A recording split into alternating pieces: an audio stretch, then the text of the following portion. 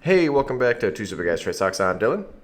And I'm Vinny, and today we're going to talk about some wild stuff that's going on in China. I don't know how much you've been following this, but I kind of want to give you a little bit of update as Alibaba shareholders.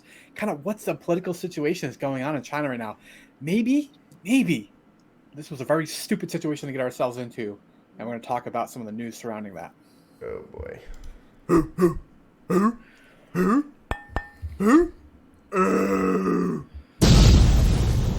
Two Super Guys Trade Stocks. So, that one of the kind of quotes that really caught my attention was they actually said that the current unrest that is going on in China is the most prominent since Tiananmen Square, where we get this famous image from. Okay. Pretty crazy. Yeah. I Really? mean, Like right yeah, now? yeah. Okay. So what kind of spurned this and what's bringing this whole thing on is we've had another surge in COVID cases, right? And the China is still maintaining the zero COVID policy. There's been rumors about them going away from that. They talked about it in March, and then they came out and reconfirmed, said no, we're not doing that. But basically, they've been rolling shutdowns of cities. You know, so the populace is starting to get a little uneasy. We'll be very gentle with that. The real kind of recent information took place actually with Foxconn, one of the major iPhone suppliers. They actually make the iPhone 14 Pro and Pro Max. There, there was some. How do I put this? There was basically a lockdown of their worker camp, and it Okay. involved them having to basically pay people that had been newly hired to go away. There were some wage disputes because they were, locked down. They've had a significant hit to their production, so much so that this this article here talked about 30% decrease in iPhone production because of this. It is literally that much of an impact. Okay. All Wait, right. so they're paying new hires 1,400 to quit? Yes. Yes. Just Because so they don't have to do a severance or anything? well, that is basically a severance. Just because they're having to lock down and they cannot manufacture to the degree that they want to, right? All right. The Jeez. kind of other wild story that really accelerated things here is this. This is actually from I forget the name, how to pronounce the name of the city, but it's from like the Ugar province, which they've already had a lot of history regarding kind of poor treatment of the Uyghur people. Right, it's out towards Mongolia. There's a lot more people that are Muslim religion out there, so it's a very much a separate group which has been ostracized and treated poorly compared to the rest of like the Chinese populace. So the city was locked down, and they are apparently, no one, this is unconfirmed, but allegedly they literally have people like locked into their apartment buildings where they aren't able to leave.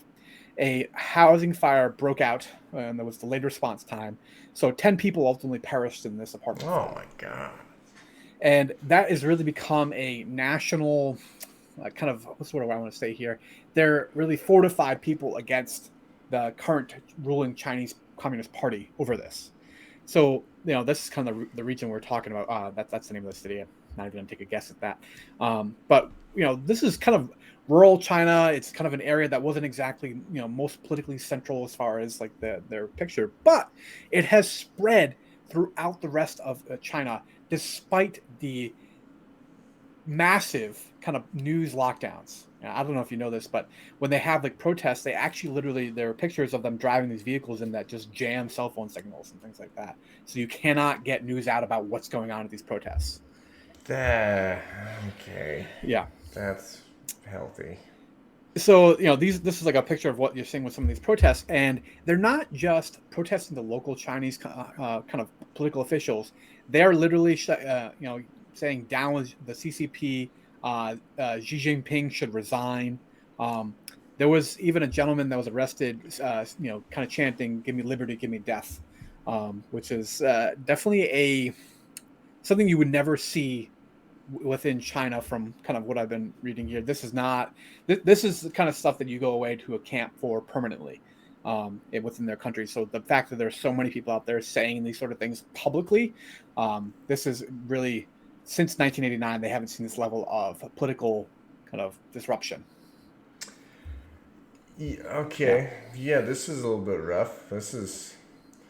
I mean, I can't believe that building caught on fire and 10 people died because they locked them. That's not good. That's a Yeah, Jeez. yeah, and this is kind of that's ultimately that's the straw that breaks the camel's back, right? Like this has been going on for a while. There's a lot of issues there regarding the zero COVID policy, that's just a rallying point for people that are dismayed. But like this is kind of a quote from a Reuters article talking about exactly what I was saying, that they believe the CCP should step down, and these are the sort of things that they're chanting out there publicly in these streets, which is highly dissuaded speech. I'll be kind of gentle with my wording there, within the country of China. So it's not exactly something that routinely occurs.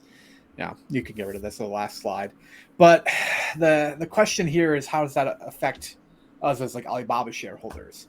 I definitely don't like seeing this, and you're going to see obviously a decrease in their revenue growth because of this. Right? They're not going to be able to access as many areas, deliver their products. They talked about that in the last conference call. From the 11/11 lockdown sale, how much of the country was not accessible to them, and that's going to continue to be a headwind. You also you have to kind of think of it from the standpoint of, if you have so much kind of political uneasiness, is that an environment in which they can continue to operate in? So I don't know. It's something we'll have to keep watching. It's something I'm going to do anything immediately about, but it's made me a little bit more nervous about maintaining my Alibaba position. Yeah, I mean, it could also be good long term. There's also the flip side of that, right? Yes.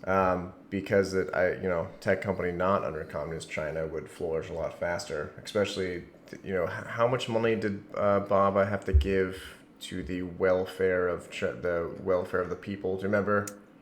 Ooh, It was in yeah. the billions. It was in the It was billions. in the billions. I can't remember the exact number, but that was the for kind of more social programs. Yeah, they had to donate towards that. I know what you're talking about. I just can't remember the exact number off the top of my Yeah. head. Well, all right, guys. Let us know how you feel. Obviously, this is not a great situation, but we'll keep you updated.